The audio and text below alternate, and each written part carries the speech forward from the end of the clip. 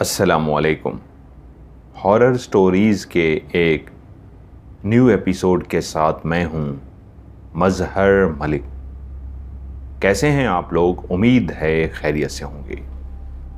آج کی یہ خوفناک کہانی جو میں آپ کو سنانے جا رہا ہوں یہ مجھے بھیجی ہے عبدالحنان موتال نے لکھنؤ انڈیا سے۔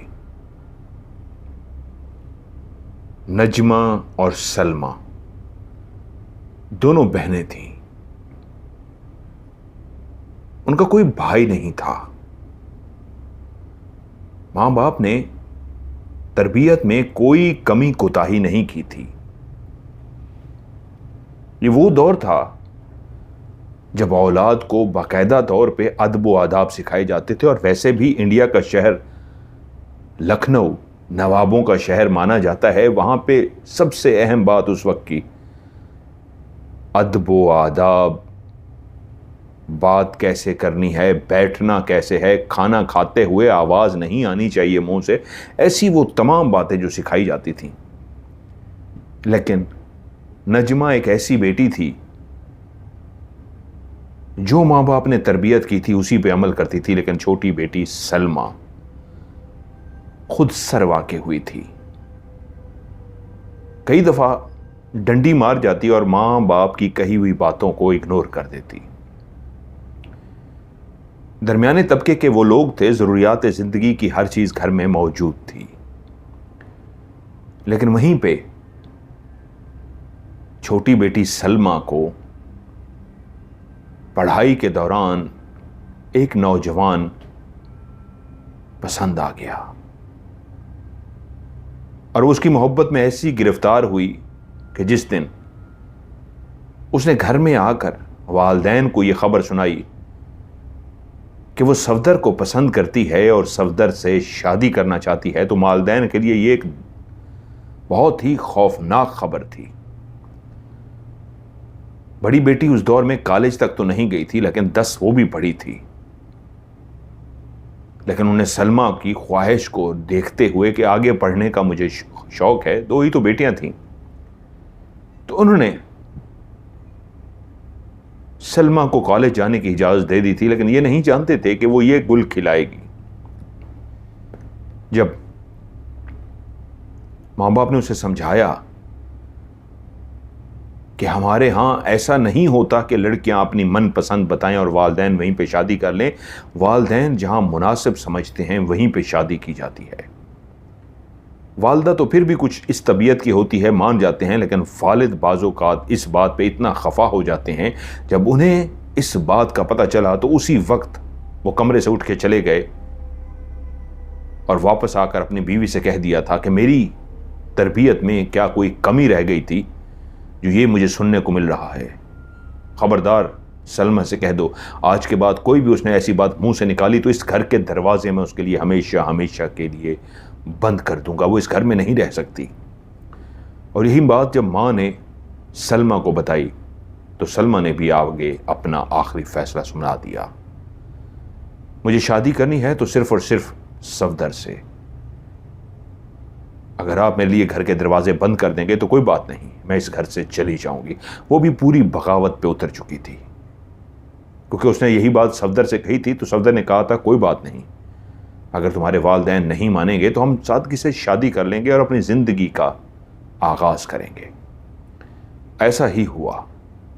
سلمہ اپنے والدین کے گھر کو چھوڑ کر گھر سے چلی گئی، اور والد نے وہیں پہ فیصلہ صادر فرما دیا اپنی بیوی کے لیے اور بڑی بیٹی نجمہ کے لیے کہ اگر آپ لوگ اس سے رابطہ کرو گے تو میرا مرا منہ دیکھو گے۔ نجمہ ایک بہت ہی زیادہ فرما بردار بیٹی تھی، اس لیے اس نے کبھی بہن سے پھر رابطہ نہیں کیا۔ ماں ہوتی ہے، وہ بھی رابطہ کرنا چاہتی تھی، لیکن شوہر کی ضد کے آگے وہ بھی ہار مان گئی، اور اس نے پھر بیٹی کی طرف کبھی بھی نہیں دیکھا۔ بیٹی بھی کہاں چلی گئی، کس سے شادی کی، کسی کو کچھ معلوم نہیں۔ ادھر کچھ عرصے کے بعد نجمہ کے لیے ایک گاؤں کا رشتہ آیا، یہ دور کے کوئی ان کے رشتہ دار بنتے تھے۔ وہاں ایک نوجوان جس کا نام رمضان تھا، भेड़ बकरियों का व्यापारी था, खाता पीता था, बहुत बड़ा अपना घर था, कुछ ज़मीनें भी थीं, गुजर बसर बहुत अच्छी शानदार तरीके से होती थी। वो जाता, भेड़ बकरियों को बेचता, अच्छे खासे पैसे कमाता और मंडियों में और ख़रीद कर आगे बेचता। वालिदैन को, स्पेशली वालिद को, वो रिश्ता बहुत अच्छा लगा। यूं नजमा की शादी रमज़ान से कर दी गई। नजमा से तो पूछा तक भी नहीं गया, जानती थी कि अगर मैंने कोई ऐसी बात कही तो मेरे लिए भी इस घर के दरवाजे बंद हो जाएंगे, और वो अपने माँ बाप का दिल नहीं दुखाना चाहती थी। यूं रमज़ान की दुल्हन बनकर वो रमज़ान के घर पहुंच गई। अपनी बहन सलमा के बारे में बिल्कुल भी नहीं जानती थी, किससे उसने निकाह किया है, किससे उसने शादी की है, कहां पे वो रिहाइश पजीर है। नजमा जिस गांव में ब्याह कराई थी, जिस घर में वो आई थी, वो काफी बड़ा घर था।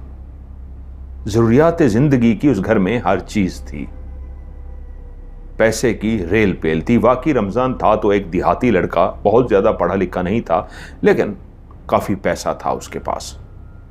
जिस जगह पे उनका घर बना हुआ था उसके साथ 2-3 सिर्फ और घर थे, बाकी गांव के घर दूर दूर थे। रमजान ने ये घर अपना काफी बड़ा घर बनाया था। शादी के 1.5 साल बाद उनके यहां पहली बेटी हुई, और जिस दिन उनके यहां बेटी हुई वो दोनों बहुत ज्यादा खुश थे। बेटी के पैदा होने के 1 साल बाद, जब बेटी 1 साल की हो गई, तो उसे एक खबर मिली कि बाप अल्लाह को प्यारे हो गए।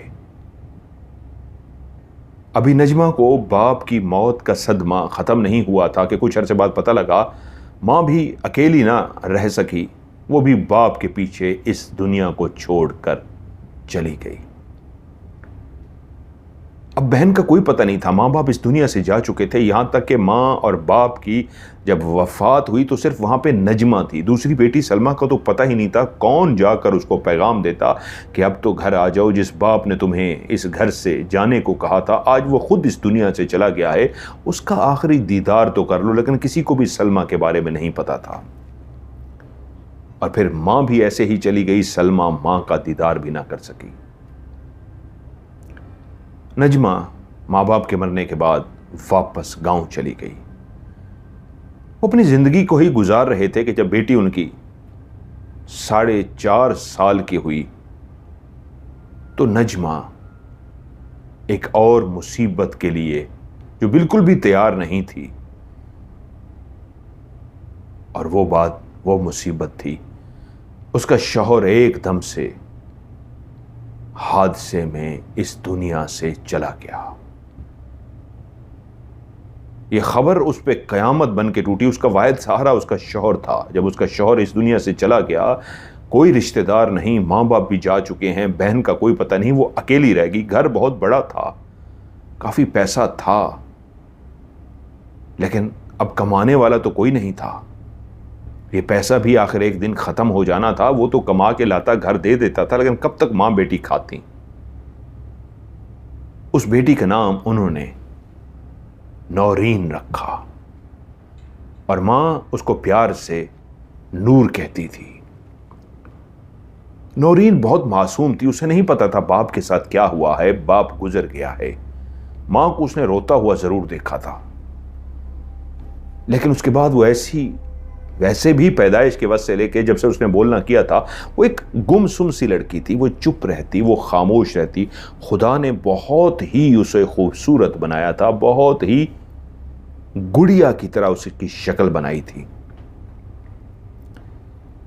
जिस जगह पे उनका घर था उसके पास ही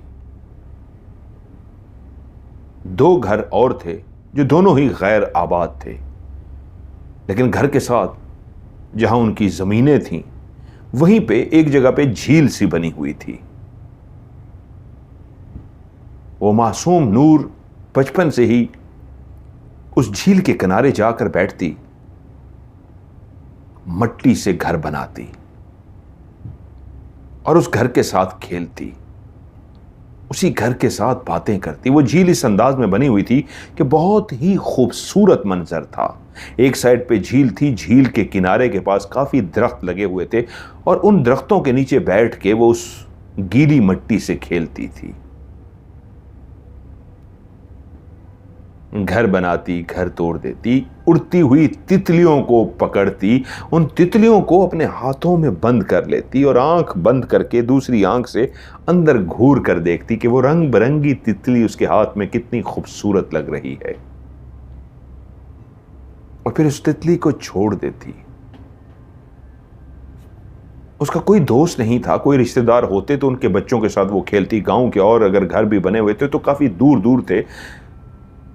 बाप सारा दिन काम पे होता जब तक रमजान जिंदा था, तो माँ अपनी बेटी को सिर्फ इतनी इजाजत देती, घर के बिल्कुल पास ही जो झील है वहीं पे जाके खेल सकती थी, उससे ज्यादा दूर जाने की तो उसे भी इजाजत नहीं थी। कभी कभी माँ गांव के दूसरे घरों में जाती तो बेटी को साथ लेके जाती, वो गांव के बाकी लड़कों के साथ खेलती। लेकिन जब से रमजान इस दुनिया से चला गया था, अब उसका ठिकाना वही झील और वही झील का किनारा, लगे हुए खूबसूरत से फूल वो तोड़ती और उनके साथ खेलती, तितलियों को पकड़ती और उस कच्ची मट्टी के साथ अपना घर बनाती। गुड़ियों के साथ खेलने का उसका वक्त था, लेकिन वो मट्टी के साथ खेल रही थी। वो एक मोम सी गुड़िया, वो एक ऐसी खूबसूरत खामोश सी लड़की थी, जो भी उसे देखता दुआएं देता, माशाअल्लाह कितनी खूबसूरत है। अब सलमा की गुजर बसर मुश्किल होती जा रही थी, वक्त बढ़ता जा रहा था, क्योंकि शौहर की जितनी भी कमाई थी आहिस्ता आहिस्ता खर्च हो रही थी। उसे समझ ना आता क्या करे। ज़मीनें मुस्ताजरी पर दे दी थी, ठेके पे दे दी थी, लेकिन अब उसने सोचा घर बैठने से बेहतर है मुझे कोई ना कोई छोटा मोटा काम करना चाहिए। वो गांव जाती, गांव वालों के छोटे मोटे काम कर देती, जैसे रज़ाइयाँ वो लोग सर्दियों के दिनों में बाहर निकालते, उसकी कपास को बाहर निकालते, उसको डंडे से ठीक करते, फिर से रज़ाइयों में भर देते। इस तरह के कई काम उसने अपने हाथ में ले लिए। अब गुजर बसर अच्छी हो रही थी। पहले की तरह पैसे की रेल पेल तो नहीं थी, पहले की तरह खुशहाली तो नहीं थी, लेकिन किसी से पैसा मांगना नहीं पड़ता था, पैसा आ जाता था। क्योंकि शौहर के मरने के बाद तो पैसे का एहसास नहीं हुआ, काफ़ी सेविंग मौजूद थी, लेकिन वो भी खाते खाते खाते आकर ख़त्म हो गई।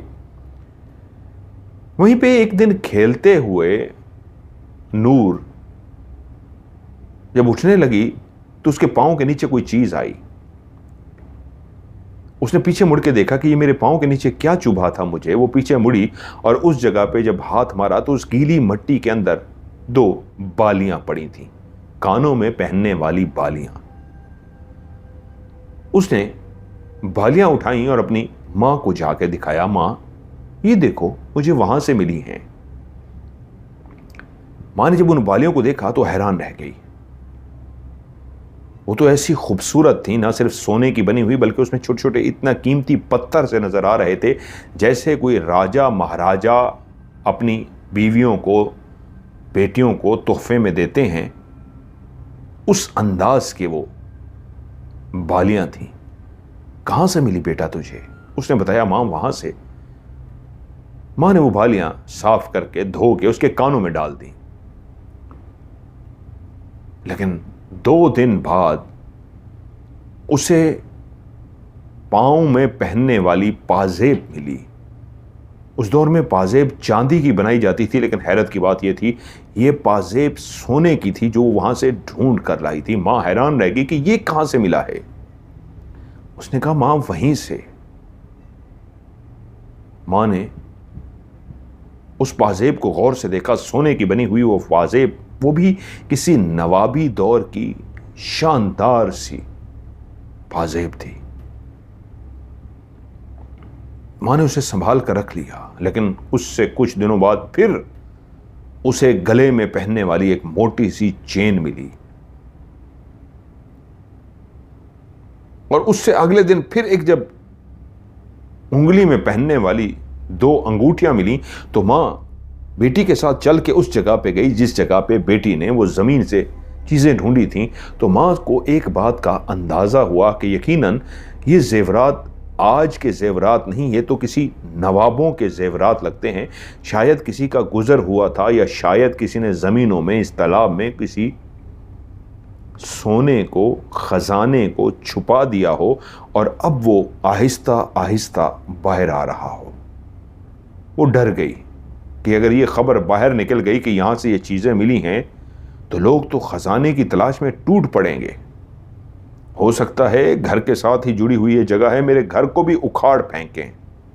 میں اب غریب سی بیوہ سی عورت ہوں, شوہر ہوتا تو چلو اور بات تھی, سر کا تاج تھا, کون آئے گا میرے پیچھے, ماں باپ بھی نہیں ہے, میں کس کو کہوں گی, بہن کا کوئی پتہ نہیں ہے.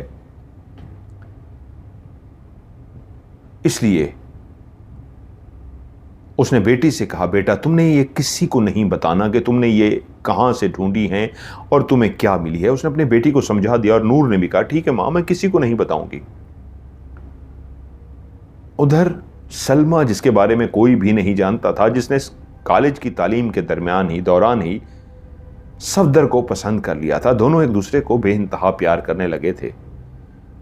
اور جب سلمہ نے بتایا کہ میرے باپ نے تو یہ غصے میں کہا ہے کہ اگر تمہیں پسند کی شادی کرنی ہے تو تمہارے لیے گھر کے دروازے ہمیشہ کے لیے بند کر دیے جائیں گے, تو صفدر نے کہا میرا پیار سچا ہے, مجھے کچھ نہیں چاہیے. سادے کپڑوں میں جو تم نے پہن رکھے ہیں تمہارے تن پہ ہیں, یہی لباس میں بھی میرے پاس چل کے آ جاؤ گی تو میں بے انتہا خوش ہوں گا کہ تم نے مجھے اتنی عزت بخشی کہ میرے لیے تم گھر بھی چھوڑ آئی.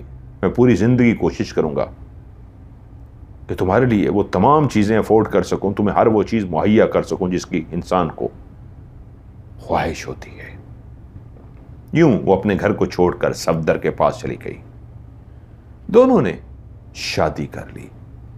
صفدر کے والدین کو جو پتہ لگا کہ لڑکی اس انداز میں بیٹے سے ملی ہے اور بیٹا بھی اسے شادی کرنا چاہتا ہے, تو انہوں نے کہا ہمیں کوئی اعتراض نہیں, ہم شادی کرنے کو تیار ہیں, لیکن اس کا طریقہ وہی ہوگا جیسے گھروں میں ہوتا ہے, ماں باپ رشتہ لے کر جائیں گے, رشتہ مانگیں گے اور اس کے بعد شادی ہوگی. صفدر نے والدین کو بتایا نہیں, یہ پاسبل نہیں ہے. اس کے والدین کسی صورت نہیں مانیں گے کیونکہ اس نے اپنے گھر والوں کو بتا دیا ہے کہ میں پسند کی شادی کرنے لگی ہوں, اور انہیں سختی سے انکار کر دیا ہے. ادھر صفدر کے والدین نے بھی کہا اگر تم ایسے شادی کرو گے تو ہم اس شادی میں شامل نہیں ہوں گے. صفدر نے بھی اپنے گھر والوں کو چھوڑ دیا اور یوں ایک پسند کی شادی ہو گئی. صفدر نے ملازمت کر لی, کرائے پہ ایک گھر لے لیا اور یوں دونوں نے اپنی زندگی کا آغاز کیا. سلمہ نے پھر پیچھے مڑ کر نہیں دیکھا کہاں والد ہے, کہاں والدہ, کہاں بہن, کیونکہ وہ دروازے اس کے لیے ہمیشہ کے لیے بند کر دیے گئے تھے. اس کے ہاں پہلا بیٹا ہوا, پھر ایک بیٹی ہوئی, پھر ایک تیسری بیٹی ہوئی. ان کے پاس خدا کا دیا وہ سب کچھ تھا, کسی کے آگے ہاتھ نہیں پھیلانا پڑتا تھا. صفدر واقعی ایک پیار کرنے والا, محبت کرنے والا, ایک بہترین لائف پارٹنر ثابت ہوا تھا. ان دونوں کی زندگی بہت ہی خوشیوں بھری گزر رہی تھی. پھر ایک وقت آیا, انہوں نے اتنا پیسہ اکٹھا کر لیا کہ اب وہ اپنا مکان خریدنا چاہتے تھے. کرائے کے مکان سے وہ اپنے مکان میں شفٹ ہونا چاہتے تھے. یوں مکان کی تلاش شروع ہوئی. ڈھونڈتے ڈھونڈتے ڈھونڈتے ایک مکان آخر کار مل ہی گیا. جب دونوں میاں بیوی اور بچوں نے جا کے اس مکان کو دیکھا تو وہ سب کو بے انتہا پسند آیا. کافی بڑا مکان تھا, نہ بہت زیادہ نیا نہ بہت زیادہ پرانا. کافی کھلے ڈلے کمرے تھے اس کے, برآمدہ تھا, صحن تھا, اوپر چھت تھی. یہ ان کی فیملی کے لیے ایک بہترین مکان تھا. پیسوں کی جو بھی بات ہوئی, لین دین ہوا, اس کے بعد اس گھر کو خرید لیا گیا. اب اس گھر کے اندر اپنے ساز و سامان کے ساتھ شفٹ ہو چکے تھے. بچے بھی کافی بڑے ہو چکے تھے اور خوش تھے. دونوں بیٹیاں بھی, بیٹا بھی جوان تھے ماشاءاللہ کہ اب آج ہمارا اپنا گھر بن گیا. گھر کا سامان شمان سارا سیٹ کر لیا گیا. آج اس گھر میں آئے ہوئے تیسرا دن تھا. سارے بے انتہا تھک چکے تھے. مسلسل سیٹنگ کا کام چل رہا تھا. پہلے کرائے کے گھر سے جب آپ سامان پیک کرتے ہیں، پھر آپ نئے گھر میں آ کے جب سامان کو کھولتے ہیں، رکھتے ہیں، یہ ایک بڑا لمبا پروسیجر ہوتا ہے. میں نے ابھی اپنا گھر شفٹ کیا ہے، ابھی تک کر رہا ہوں، ابھی یہ سیٹ بھی اپنا پراپر نہیں بنا سکا جہاں پہ ریکارڈنگ کرنی ہے، عارضی ابھی کر رہا ہوں. یہ بھی میں آگے پھر اپنا سیٹ بنا کے چینج کروں گا، لیکن یہ ایک بڑا مشکل کام ہوتا ہے. وہ شام کو سارے صحن میں بیٹھے ہوئے تھے. اندر کمرے کے اندر بیٹی کی نگاہ پڑی تو اس نے دیکھا اس کی بہن شیشے کے سامنے کھڑی بال بنا رہی ہے. اسے مدد کی ضرورت تھی، کوئی کام کر رہی تھی. اس نے کہا، اپنی بہن کو اس کے نام سے پکارا، فوزیہ، یہ فرضی نام ہے، فوزیہ. اس نے آواز سننے کے باوجود باہر کی طرف دیکھا بھی نہیں. وہ مسلسل شیشے کے سامنے کھڑی اپنے آپ کو دیکھ رہی تھی، بالوں کو بار بار چھیڑ رہی تھی، جیسے کوئی کہیں جانے کے لیے تیار ہوتا ہے اور شیشے کے سامنے ریڈی ہو رہا ہوتا ہے. اسے 2-3 دفعہ آوازیں دینے کے باوجود جب اس نے نہیں سنا تو اسے غصہ آیا کہ یہ کیا بدتمیزی ہے، میں اسے بلا رہی ہوں فوزیہ کو اور یہ باہر نہیں آ رہی. وہ تیزی سے چلتی ہوئی کمرے کی طرف جانے لگی تو پیچھے سے آواز آئی. وہ ایک دم سے رک سی گئی اس آواز سے، کیونکہ جس نے آواز دی تھی وہ کوئی اور نہیں، فوزیہ تھی. فوزیہ نے اسے پیچھے سے آواز دی تھی. وہ ایک دم سے مڑی تو سامنے فوزیہ کھڑی تھی، اسے آواز دے رہی تھی. ہاں، بلا رہی تھی، کیا ہوا ہے؟ ایک دم سے وہ چونک سی گئی. تم کہاں تھی؟ اس نے کہا، میں وہ سامنے. تم تو وہاں ادھر کمرے میں شیشے کے سامنے. اور یار اب چھوڑ بھی دو، میں بھی تھک چکی ہوں، لگتا ہے تمہارا دماغ بھی پاگل ہو گیا، کام کر کر کے تھک گئے. اب بتاؤ کیوں بلا رہی تھی؟ ایک دم سے وہ بھی چونک گئی کہ فوزیہ سامنے تھی، شیشے کے سامنے. میں نے اسے آوازیں دی، غصے میں چلتی ہوئی اس کی طرف جا رہی تھی، وہ پیچھے سے کیسے آ گئی ہے؟ تو جب فوزیہ نے کہا، ہاں بتاؤ کیا کرنا ہے، تو وہ سب کچھ بھول کے اس کے ساتھ کام میں لگ گئی کہ جس کام کے لیے اس نے بلایا تھا. رات ہو گئی، سارے سونے کے لیے لیٹ گئے. ابھی تک اسے نیند نہیں آئی تھی. نازیہ یہ سوچ رہی تھی کہ میں نے آج جب فوزیہ کو وہاں دیکھا تھا اور پیچھے سے فوزیہ آئی تھی، یہ میرا وہم تھا، کوئی خواب تھا، تھکاوٹ سی ہے، یا کیا ہو رہا ہے؟ اسے کچھ بھی سمجھ نہ آیا. ابھی اس کی آنکھ ہی لگی تھی سوچتے سوچتے، جہاں سارے گھر والے تھک کر سو چکے تھے، وہ بھی شدید تھکی ہوئی تھی، لیکن اس کو نیند نہیں آ رہی تھی. تو وجہ یہی تھی، وہ اس واقعے کے بارے میں مسلسل سوچ رہی تھی جس کے بارے میں اس نے کسی سے ذکر بھی نہیں کیا تھا، کہ اسے نیند آنے لگی. ابھی وہ مکمل نیند کی آغوش میں نہیں گئی تھی کہ ایک دم سے آواز آئی، دز دز دز دز دز. اس کی آنکھیں کھل گئیں. فوراً اس نے اوپر چھت کی طرف دیکھا، کوئی چھت کے اوپر دوڑ رہا تھا. وہ پریشان ہو گئی کہ چھت پہ کون دوڑ رہا ہے؟ شاید کوئی کتا یا کوئی بلی. نئے نئے وہ اس گھر میں ابھی شفٹ ہوئے تھے، نہیں جانتے تھے اس گھر کے بارے میں. تو وہ کچھ دیر دیکھتی رہی، اوپر دوڑنے کی آواز آتی رہی، لیکن اسے یہی تھا پتہ نہیں کون ہے، باقیوں کو آواز نہیں آ رہی، باقی گھر والے سارے گہری نیند سو رہے ہیں، مجھے ہی آواز آ رہی ہے تو میں بھی کیا کروں. وہ بھی سو گئی. ٹھیک اگلے 3 دنوں کے بعد ان لوگوں کو کہیں شادی پہ جانا تھا اور وہ جگہ کافی دور تھی. اس کے لیے ان کو 2 راتوں کے لیے وہیں رکنا پڑتا. اگر وہ بہت زیادہ ضد کرتے تو شاید یہ منوا لیتے اور 1 رات رکتے اور 1 رات واپس آ جاتے. ابھی گھر کو وہ اکیلا چھوڑنا نہیں چاہتے تھے. زیورات، بہت ساری چیزیں جو وہ شادی پہ پہن کے جا رہے تھے، لیکن ابھی بھی نیا گھر ہونے کی وجہ سے دل میں تھا کہ اکیلا چھوڑ کے چلے گئے، سارے گھر میں کوئی بھی نہیں ہوگا تو پیچھے کوئی چوری وغیرہ نہ ہو جائے. تو صفدر نے اپنے ایک جاننے والوں کو رابطہ کیا اور ان سے کہا کہ مجھے 2 दिन के लिए शादी में जाना है पूरी फैमिली समेत, और अगर तुम 2 रातों के लिए मेरे घर आके सो जाओ, मैं कोशिश तो करूंगा 1 रात रुकूं वहां पे, लेकिन अगर 2 रातें रुकनी पड़ी तो मजबूरी है, तुम बुरा ना मानो। मेरे दोस्त को कहा कि मेरे घर आकर सो जाना। उसने कहा ठीक है, कोई मसला नहीं। और उनका एक फैमिली फ्रेंड भी था, दोस्त भी था, सफदर का हम उम्र था। उसने कहा कोई बात नहीं सफदर, मैं सो जाऊंगा। ये लोग शादी पे चले गए। वो खाना वगैरह अपने घर से खाकर रात को इस घर में रहने के लिए आ गया। वो दोस्त घर में दाखिल हुआ। उसने सबसे पहले बाहर का दरवाजा बंद किया,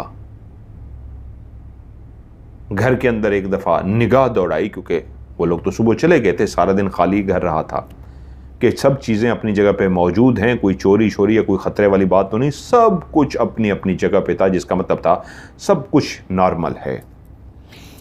उसने एक दफ़ा सारे घर का जायज़ा लेने के बाद वो चलता हुआ सीधा कमरे में गया जहाँ पे उसका दोस्त सफदर सोता था। उसी बिस्तर पे वो कह के गया था तुम सो जाना। उसने कमरे के दरवाजे को बंद किया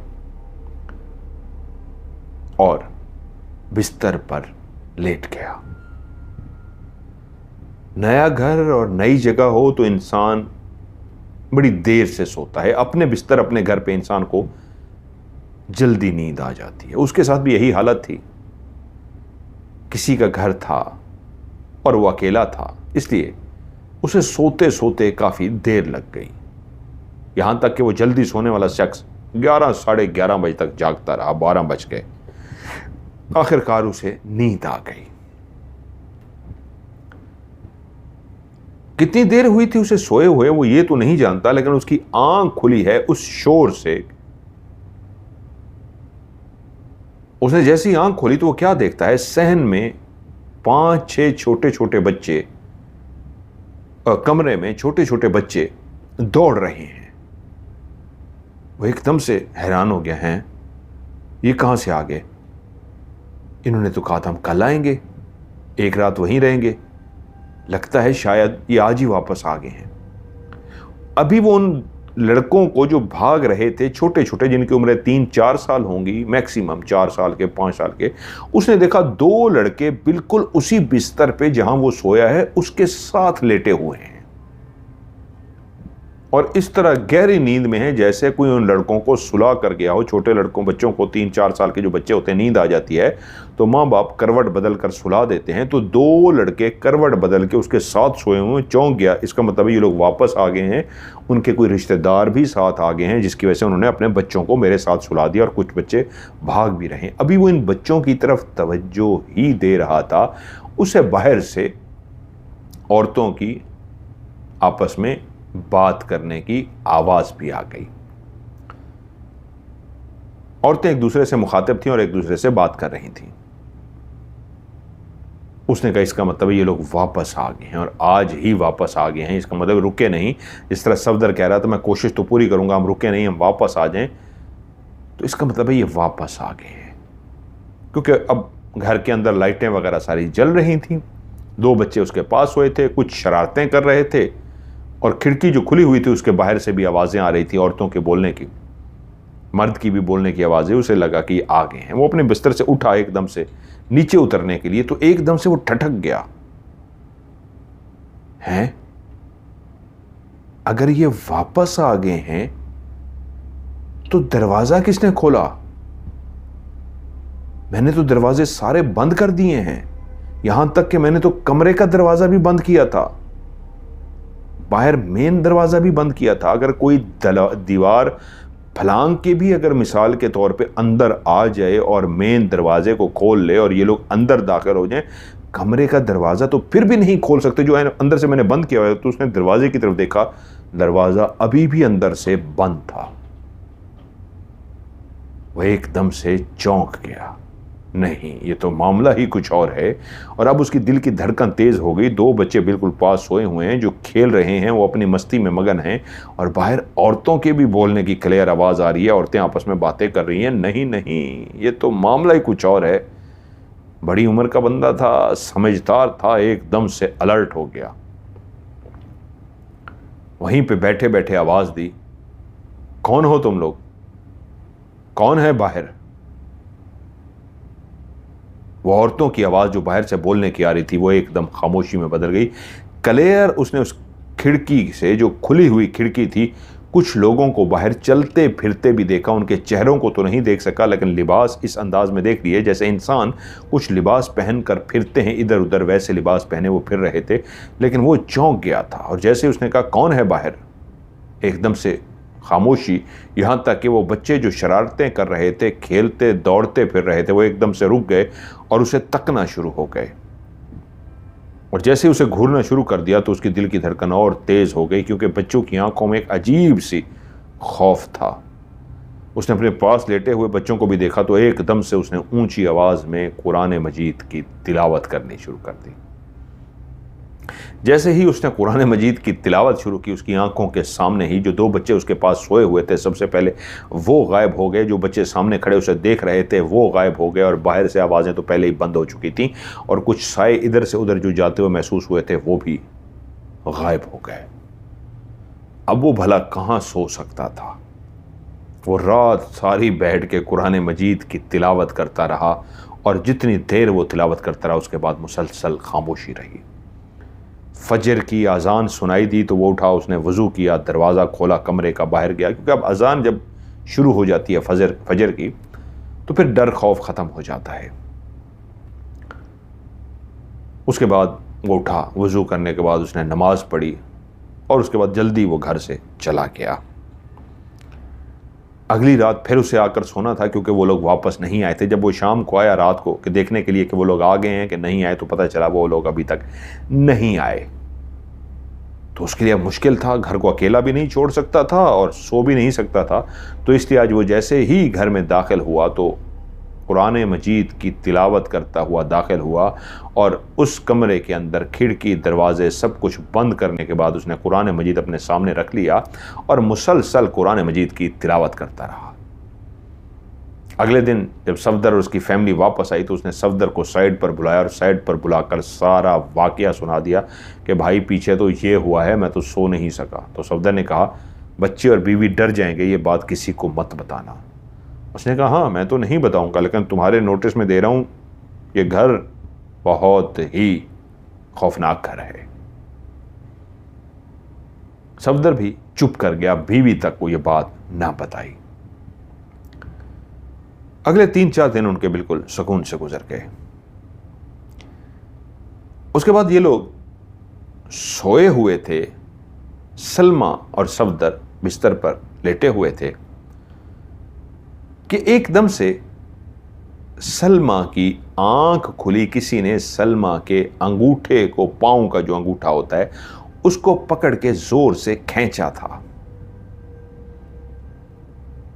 سلمہ کو اس کھینچنے کی وجہ سے درد محسوس ہوا اور اس نے جلدی سے اپنے پاؤں کو پیچھے کیا تو کیا دیکھتی ہے،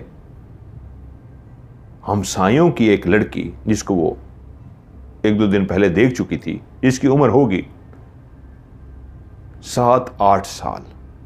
وہ 7-8 سال کی لڑکی ان کے گھر کے اندر، ان کے کمرے کے اندر موجود ہے اور رات کو کھڑی سلمہ کے پاؤں کو پکڑ کے کھینچ رہی ہے. اور جیسے ہی سلمہ کے پاؤں کو اس نے کھینچا، درد سے اس کی آنکھ کھل گئی اور اس نے دیکھا وہ لڑکی سامنے کھڑی ہے. وہ ایک دم سے چونک گئی کہ رات کے اس پہر یہ لڑکی ہمارے گھر میں کیا کر رہی ہے؟ ٹھیک ہے 7 والا گھر ان کا ہے، لیکن اس وقت اس نے غصے سے اسے دیکھا اور کہا تم اس وقت کیا کر رہی ہو؟ وہ لڑکی جلدی سے چھپ گئی ہے نیچے بستر کے، یعنی وہ جو ساتھ میں چارپائی پڑی تھی اس کے نیچے گھس گئی. شوہر کو اس نے جلدی سے جگا دیا.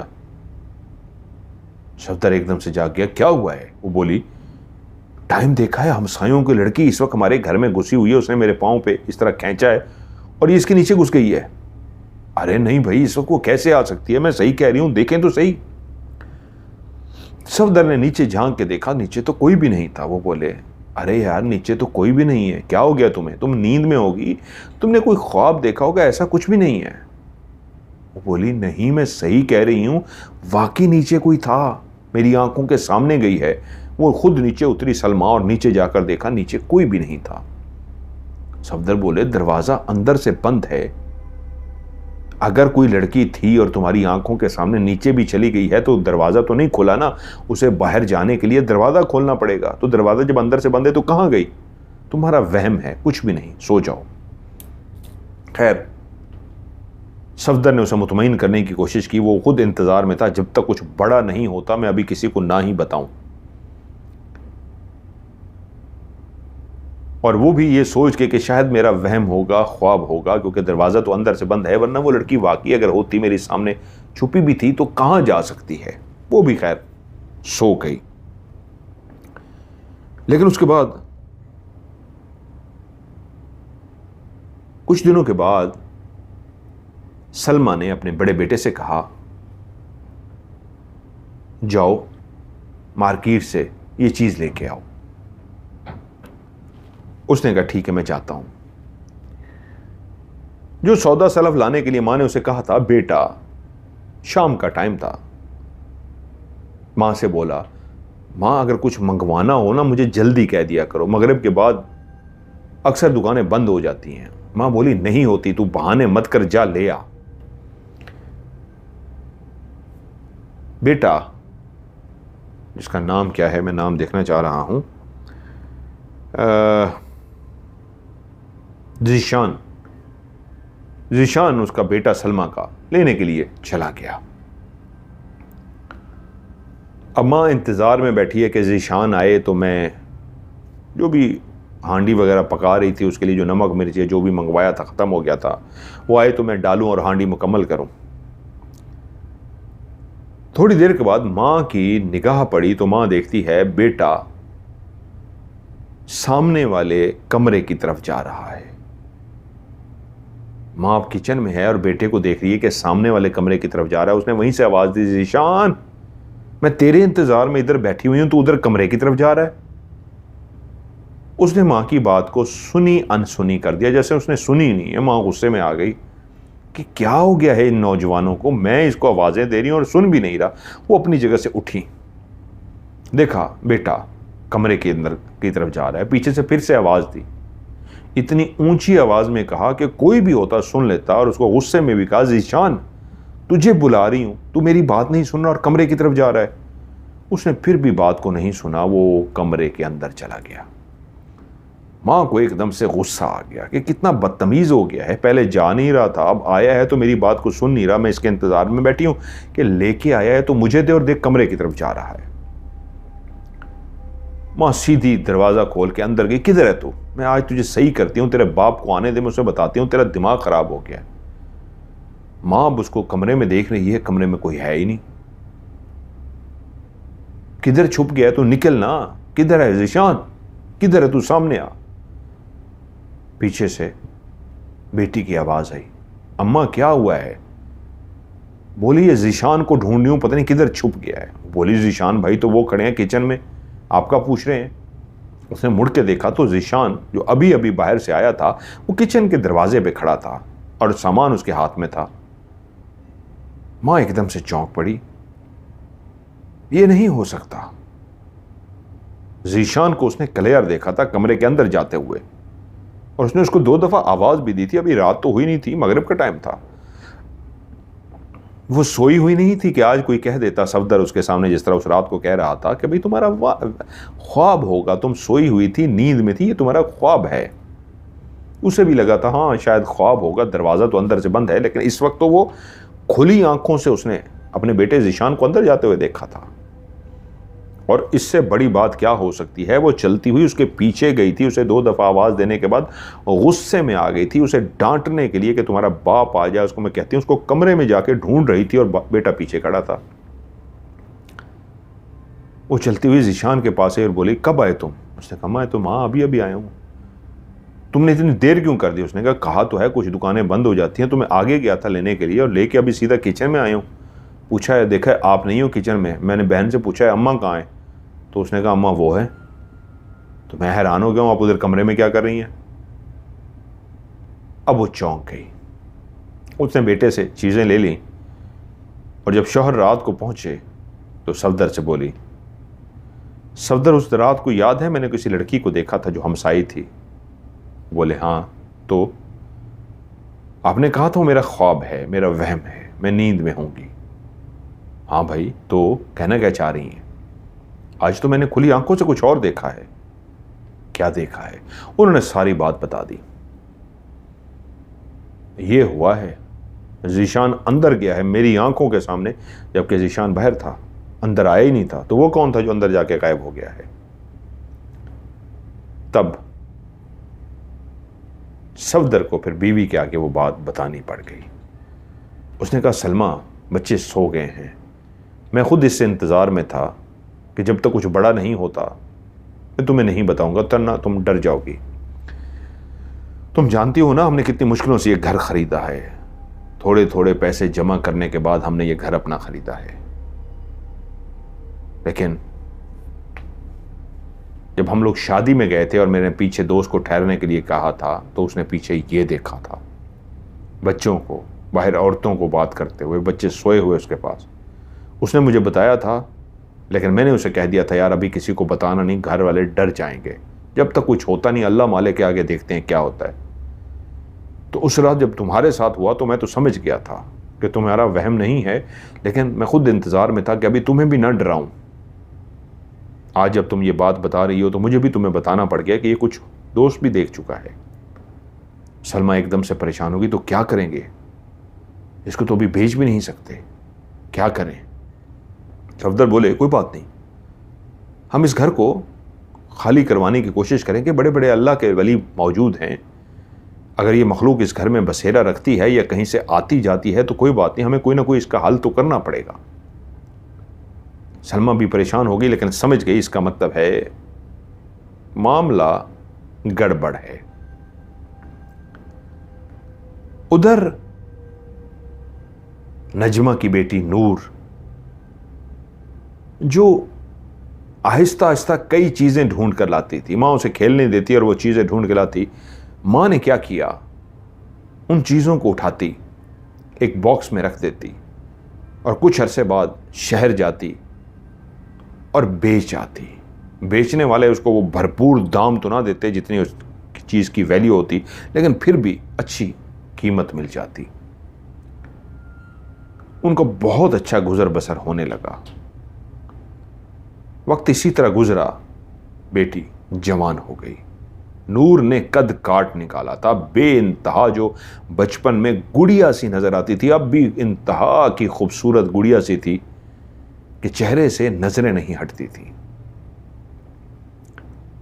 انہی دنوں ان کے سامنے جو ایک خالی مکان دو پڑے تھے، انہی میں سے ایک مکان آباد ہو گیا۔ ایک فیملی آئی جس میں میاں بیوی اور ان کا ایک بیٹا اس گھر میں آ کے آباد ہوئے۔ ابھی تک ان کے ساتھ دعا سلام نہیں ہوئی تھی، لیکن اتنا پتہ لگ گیا تھا کہ وہ کافی عرصے سے بڑا بند پڑا ہوا مکان اب کسی کے زیر استعمال ہے، کھانے پکنے کی، باتیں کرنے کی، جس طرح گھر میں کوئی رہتا ہے وہ ساری آوازیں آتی۔ اور پھر ایک دن نجمہ گھر سے باہر نکلنے لگی تو سامنے والے گھر سے بھی عورت ایک باہر نکلی، یوں دونوں کی ایک دوسرے سے الیک سلیک ہوئی، دعا سلام ہوئی، اور پھر یوں ایک دوسرے کے ساتھ بول چال شروع ہو گئی۔ یہ لوگ کیا کرتے تھے، کیا کماتے تھے، ان کا سورس آف انکم کیا تھا، کمائی کا ذریعہ کیا تھا، کسی کو کچھ معلوم نہیں تھا۔ بس وہ لوگ اس گھر میں نظر آتے۔ ان کا ایک جوان بیٹا جو نور کی تقریباً ہم عمر تھا، نورین جس کا پیار سے نور کہتی تھی ماں، بہت ہی شکل کا خوبصورت اور نظریں جھکائے رہنے والا فرما بردار سا لڑکا تھا۔ باتوں باتوں میں نجمہ نے اس فیملی کے بارے میں جو پتہ لگایا تھا، دو میاں بیوی اور ان کا ایک ہی جوان بیٹا اس گھر میں رہتے تھے، اور بیٹے کا نام تھا احد، عبد الاحد، شرمیلا سا، خوبصورت سا، پیارا سا نوجوان، کڑیال سا قد کاٹ، نظریں جھکائے رکھنے والا، کبھی بھی آمنا سامنا ہو جاتا تو اپنی نظریں جھکا کر اس انداز میں چلا جاتا تو اس کی فرما برداری کی جھلک نظر آتی۔ ادھر ماں کو اب فکر ہو رہی تھی، بیٹی بھی جوان ہو رہی ہے. اس فیملی کے ساتھ جب اچھی دعا سلام ہو گئی تو اتنا ضرور پتہ چل گیا تھا ایک بہت ہی اچھی فیملی ہے اور ان کا لڑکا بھی فرما بردار ہے.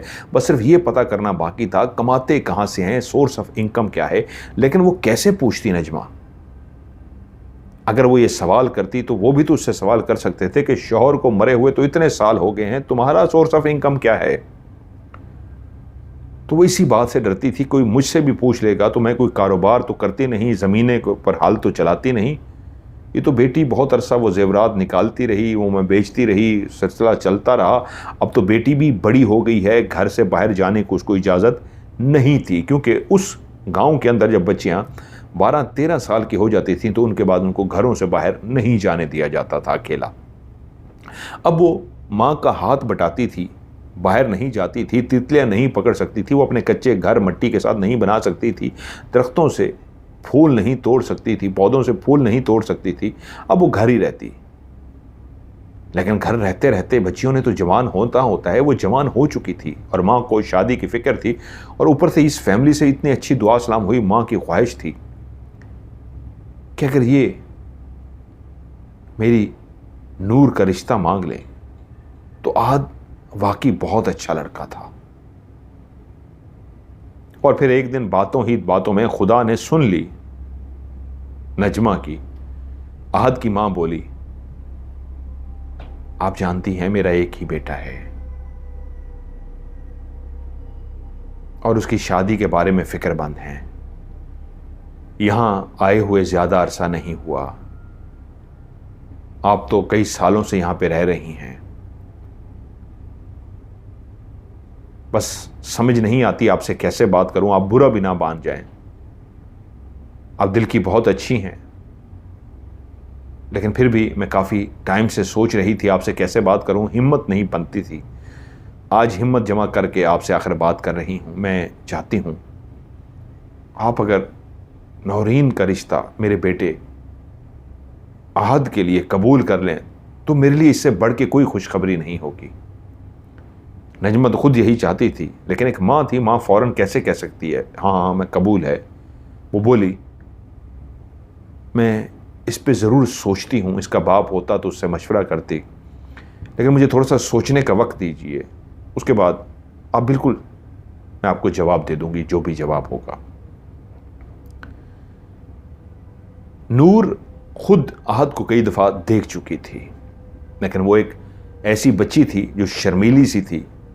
بہت زیادہ لڑکوں کو تو اس نے دیکھا نہیں تھا جب سے جوان ہوئی تھی. وہی ایک گھر کے پاس جو احد تھا اس کو اس نے دیکھا تھا، ورنہ اگر کبھی گاؤں جانا ہوتا تو ماں کے ساتھ جاتی تھی. ماں گئی اور بیٹی سے کہا، تیرا باپ ہوتا تو میں اس سے مشورہ کرتی. اکیلی ہوں، ماں باپ بھی چلے گئے، ایک بہن ہے جس کا کوئی عطا پتہ ہی نہیں ہے.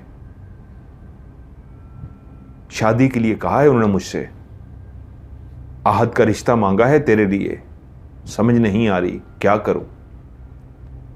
وہ شرما سی گئی، اٹھی اور ایک دم کمرے کی طرف چلی گئی.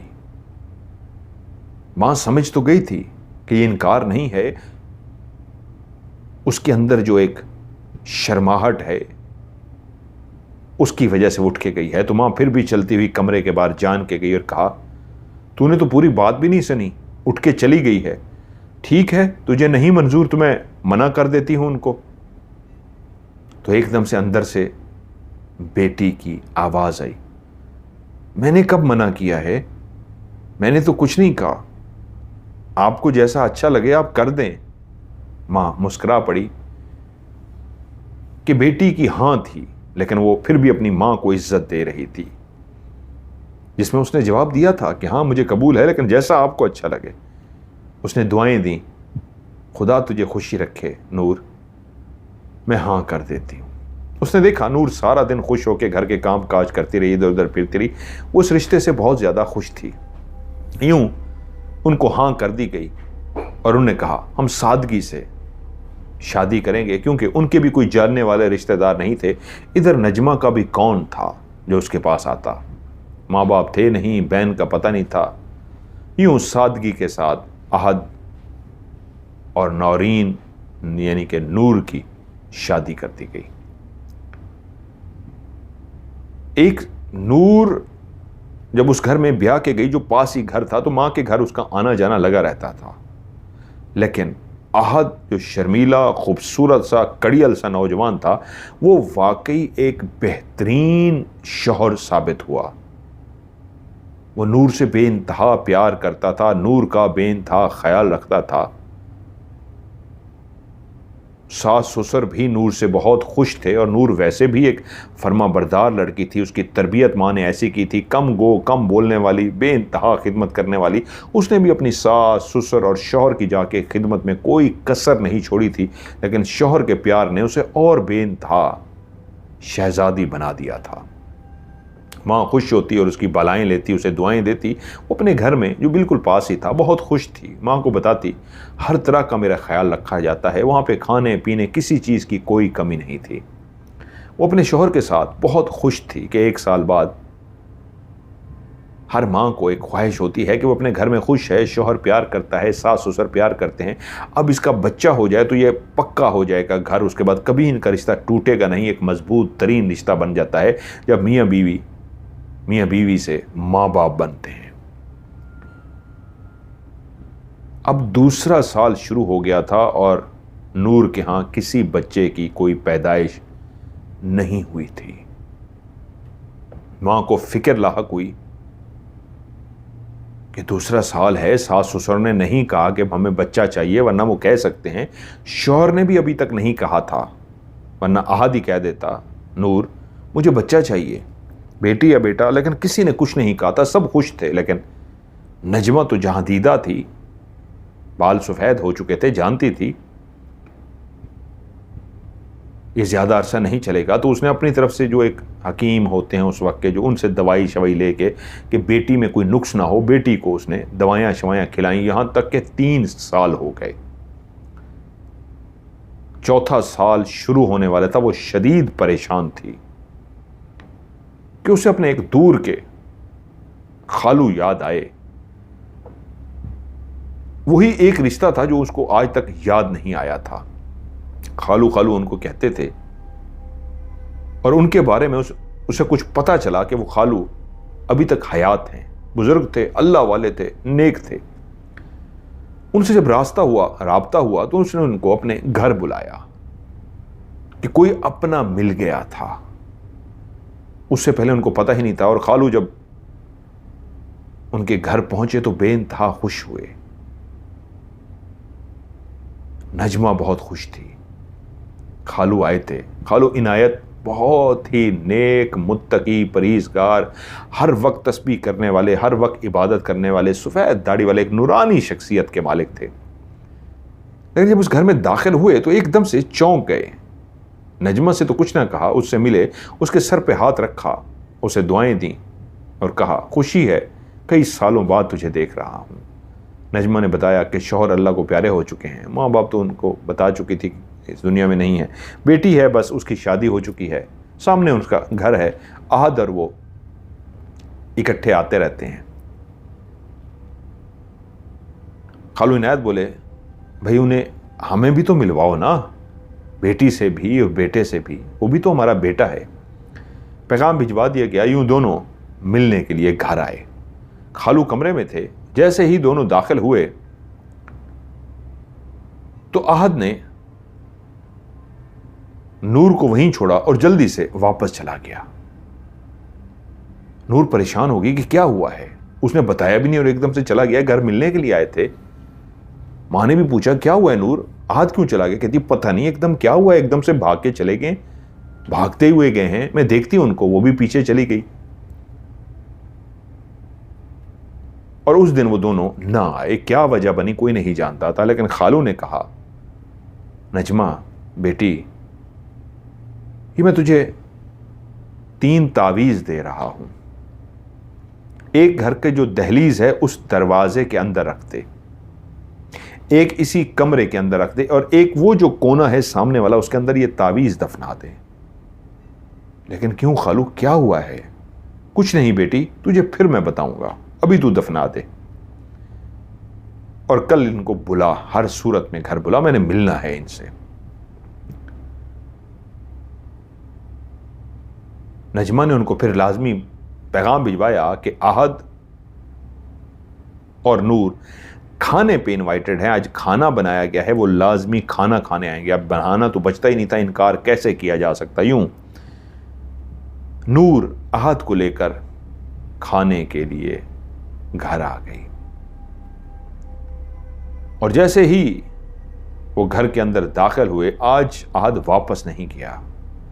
वो उलझा हुआ था, वो परेशान था, उसके चेहरे पे हवाएं उड़ी हुई थीं और जब वो चलते हुए सीधे अंदर दाखिल हुए तो खालू इनायत ने नजमा से कहा, नजमा मेरी बेटी, तू नूर को लेके दूसरे कमरे में चली जा, मुझे जाके कुछ आहद से बात करनी है।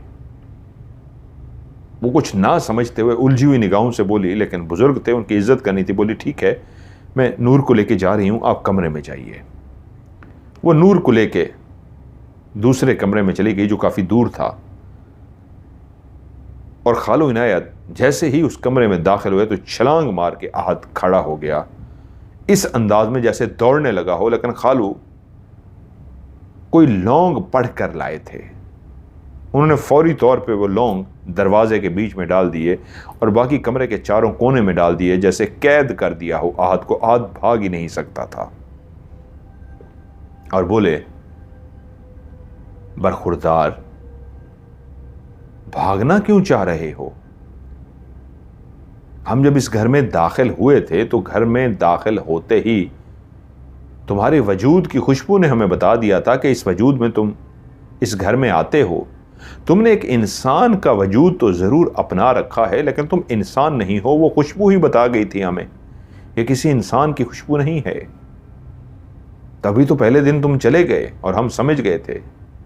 आज तुम्हें जब बुलाया तो पता था तुम्हें नहीं आओगे, लेकिन दरवाजे में तावीज़ दफन करा दिया था और बाकी जगहों पे भी फेंकवा दिया था कि तुम्हें आसानी हो और आ सको, वरना हमारे होते हुए तो तुम्हें दाखिल होने में ही मसला आता। अब हमें देख के फौरन भागने की नीयत से देखें, हमने लौंग डाल के आपको फिर से रोक लिया है। तो बरखुरदार आहद, हम जानते हैं तुम मुसलमान हो, कलमा गो हो, तुमने कलमा पढ़ा है, लेकिन क्या ये गलत नहीं, तुम एक जिन होकर एक इंसान के साथ निकाह तुमने कर रखा है और एक जिन ज़्यादा होते हुए तुम एक इंसान को तकलीफ दे रहे हो, उसके शौहर बन के रह रहे हो। तो एकदम से बोला, हमने शादी की है, हमने निकाह किया है, हम भी कलमा पढ़ते हैं, तो क्या निकाह करना गलत है? खालू इनायत बोले, मेरे बेटे, जब इस दुनिया में इस्लाम आया तो उस इस्लाम के बाद ही ये तफरीक कर दी गई थी कि जिन्नों इंसान अलग अलग हैं। कुरान में ये वाज़े कर दिया गया था कि जिन आग से बने हैं और इंसान मट्टी से, इसलिए आग और जिन का मिलाप नहीं हो सकता। आग मट्टी को जला देती है और वैसे भी जब किसी इंसान को बता दिया जाए कि वो जिस वजूद के साथ ज़िंदगी गुजार रहा है वो वजूद एक जिन का वजूद है जिसने आर्जी तौर पे एक इंसान का रूप धार रखा है, तो इंसान उसके साथ नहीं रह सकता, इंसान घबरा जाता है। और यही कारण है जिसकी वजह से अभी तक तुमने बच्चा पैदा नहीं किया। तुम जानते हो कि इस इंसान से तुम्हारा बच्चा पैदा हो गया तो वो बच्चा बेटी या बेटा जिन होगा, वो इंसान नहीं होगा, क्योंकि वो तुम्हारे नुत्फे से होगा, इसलिए वो एक जिन कहलाएगा, जिन का बच्चा या बच्ची। अब हम बस यही चाहते हैं, इस बच्ची को फौरी तौर पे छोड़ दो, इसे तलाक दो और जाओ यहां से। वो बोला, मैं बचपन से इससे प्यार करता हूं। जब ये बाहर छोटी सी कच्चे घर बनाती थी, खेलती थी, तितलियां पकड़ती थी, फूल तोड़ती थी, तो मैं दरख्त पर बैठ के इसे देखता रहता था। मुझे ये तब से पसंद आ गई थी और मैं ही था जो उसको सोने के जेवरात देता था। कभी कुछ मिलता था, कभी कुछ मिलता था और मैं ही ढूंढ ढूंढ के देता था ताकि इनको किसी किस्म की कोई परेशानी ना रहे। اور میں تب سے اس کا پیار کر رہا تھا، تب سے میں انتظار کر رہا تھا، یہاں تک کہ میں نے کتنی مشکلوں سے اپنے ماں باپ کو منایا، اور پھر بڑی مشکلوں سے میرے ماں باپ مانے اور میری شادی کر دی۔ خالو عنایت بولے تمہاری عمر اس وقت 250 سال ہے، انسان کی عمر 70 سال، 80 سال، 40 سے لے کے 80 سال یا کوئی زیادہ بھی جی لے تو 100 سال جیتا ہے۔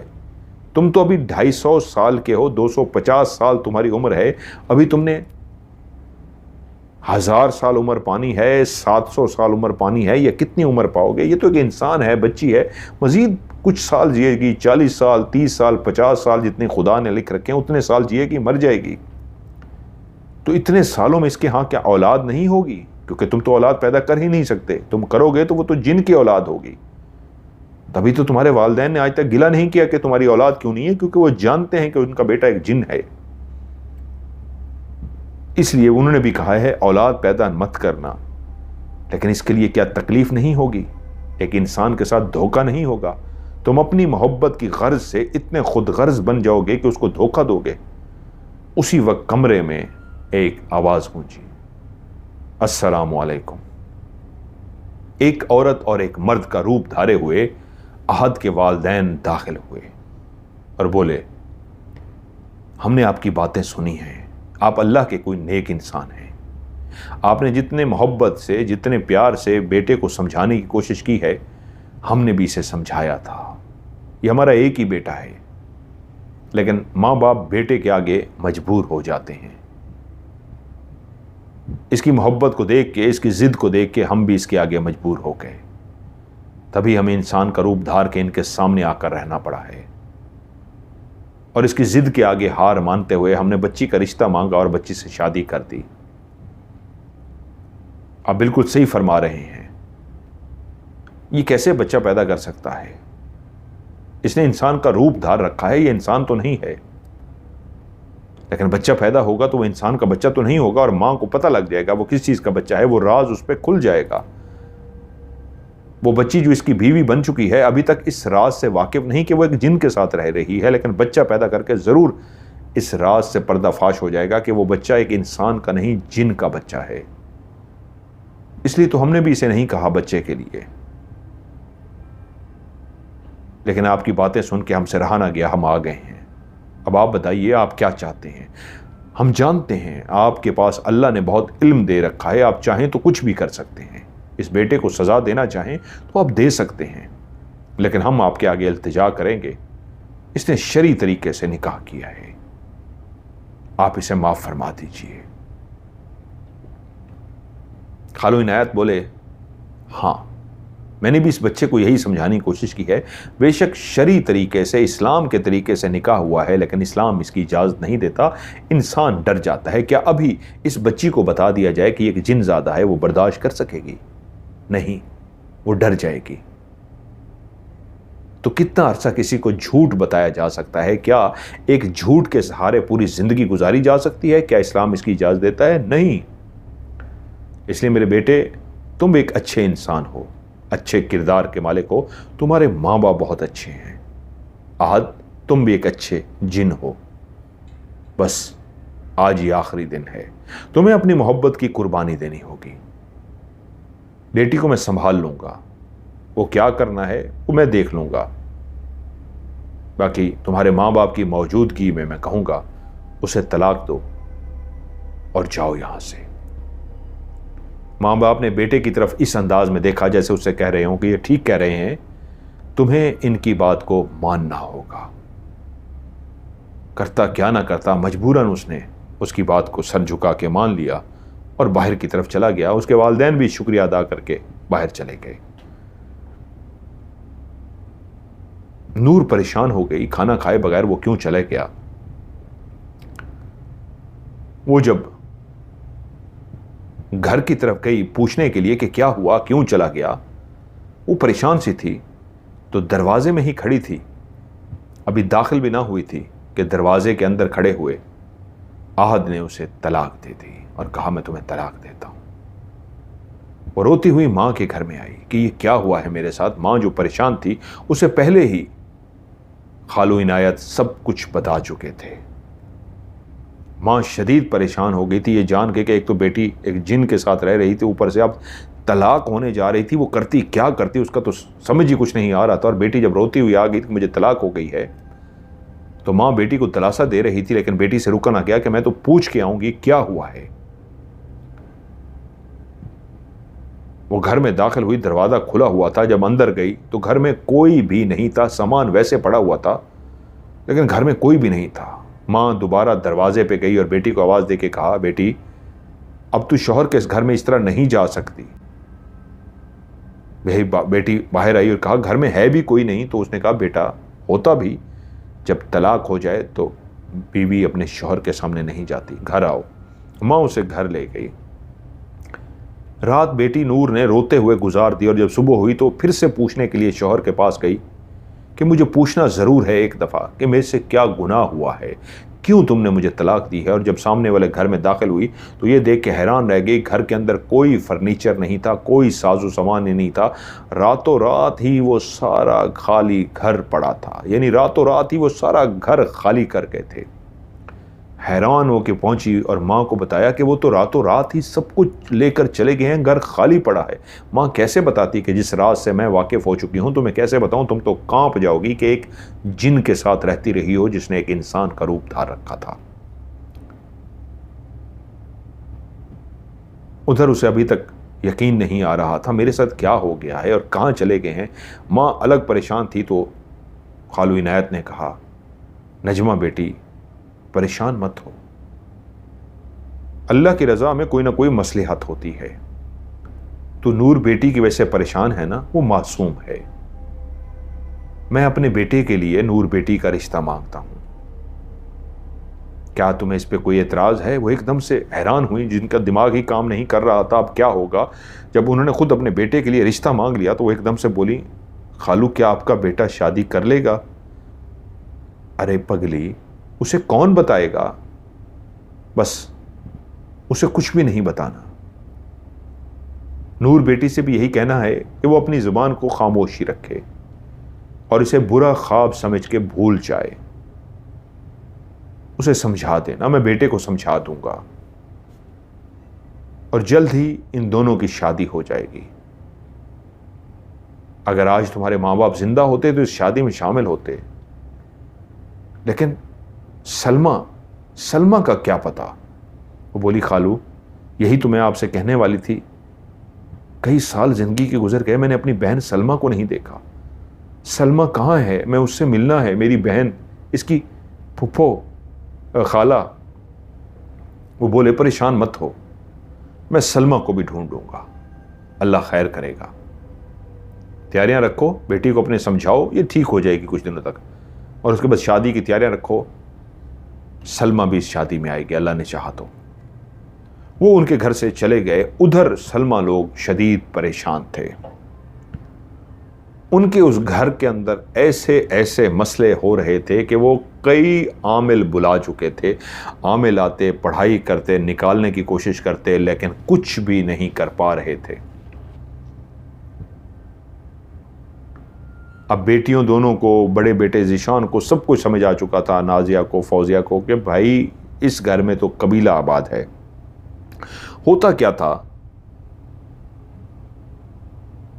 وہ سوئے ہوئے ہیں رات کو تو ٹھا کی آواز آئی ہے، صحن کے اندر کوئی پتھر آ کے گرا ہے۔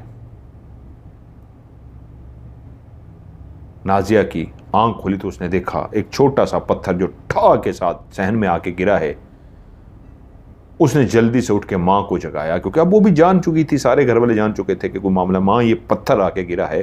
ابھی وہ پتھر کو دیکھ ہی رہے تھے کہ دوسرا پتھر ٹھا کر کے گھر کے اندر آ کے گرا۔ باقیوں کو بھی جگا دیا گیا کہ یہ دوسرا پتھر آ کے گرا ہے، کسی کے سر میں یہ پتھر نہ لگ جائے۔ تو اسی لمحے جلدی 5 ہی تو فرد تھے، 2 بیٹیاں، نادیہ، فوزیہ، ذیشان بیٹا جو سب سے بڑا تھا، اور میاں بیوی سلمہ اور صفدر۔ وہ جلدی سے اٹھ کے جو صحن میں سوئے تھے کمرے کی طرف جانا شروع ہوئے۔ جیسے ہی کمرے کے اندر پہنچے، باہر پتھروں کی بارش ہو گئی، پتھروں کی برسات کر دی گئی۔ اب وہ اندر بیٹھے پڑھ رہے تھے، مسلسل ورد کر رہے تھے سارے گھر والے، کہ تھوڑی دیر کے بعد پتھروں کی جو بارش ہو رہی تھی وہ بند ہو گئی۔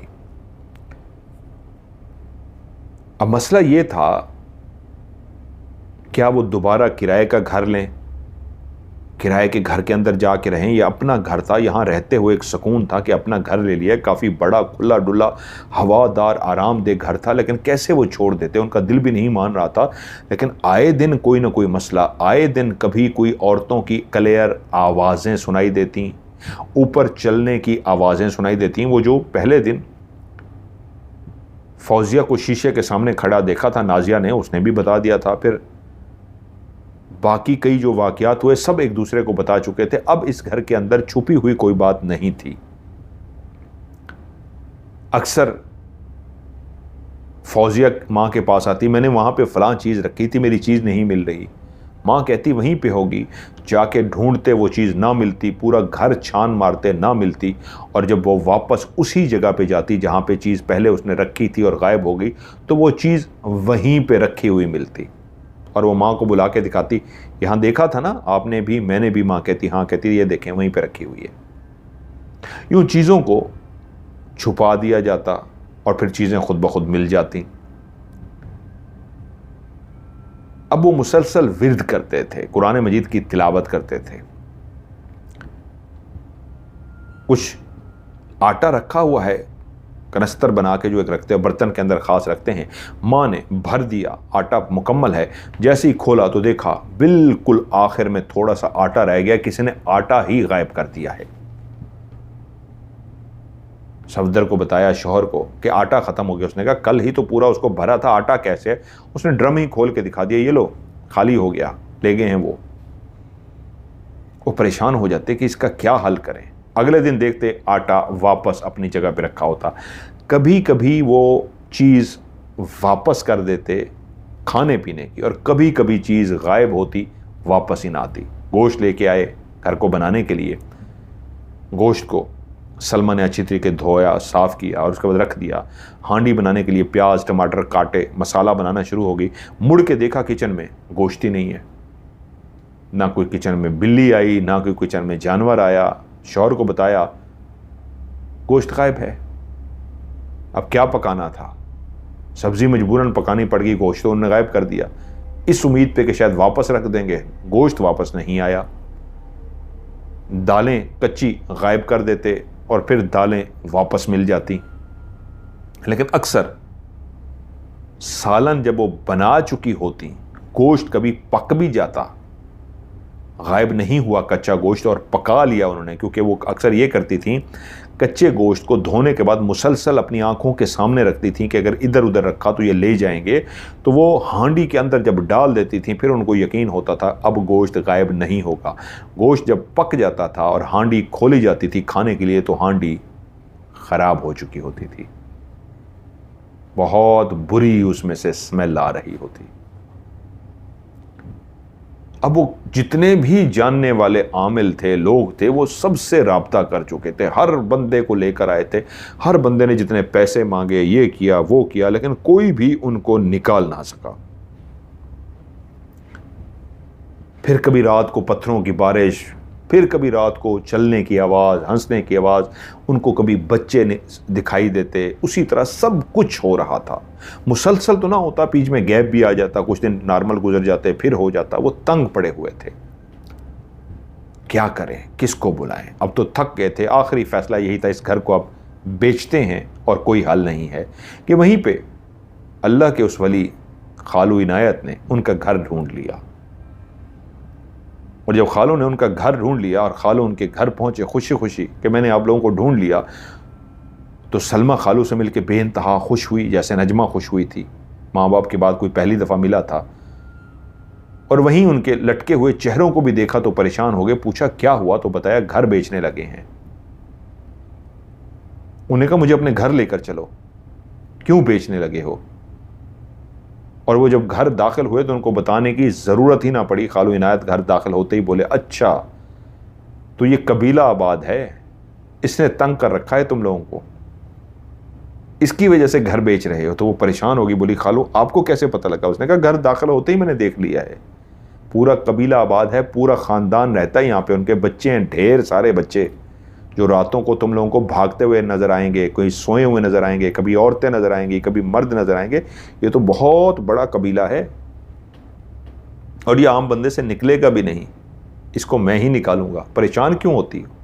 کہا نا اللہ کے ہر کام میں مصلحت ہوتی ہے. دیکھو میں تمہیں ڈھونڈ رہا تھا، اور کیسے ڈھونڈا اس لیے کہ تمہاری جو بہن ہے نجمہ، اس کی ایک ہی بیٹی ہے نورین، نور، اس سے میں اپنے بیٹے کی شادی کرنے جا رہا ہوں، اور میں تمہیں ڈھونڈتا پھر رہا تھا کہ تم ملو اور تم بھی شادی میں شرکت کرو. ماں باپ تو رہے نہیں، کم از کم بہنیں ہی آپس میں مل لو گی.